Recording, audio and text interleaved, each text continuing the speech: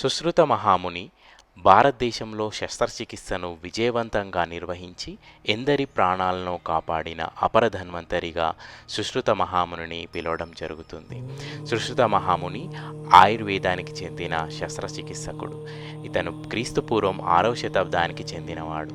అలాగే ఇతను వారణాసిలో జన్మించడం జరిగింది. ఇతని ప్రసిద్ధ గ్రంథం సుశ్రుతుడు సంహిత వైదిక సంస్కృతంలో వ్రాయబడింది. ఈ సుశ్రుత సంహితలో వ్యాధులు, వాటి నివారణోపాయాలు విపులంగా వ్రాయబడినవి.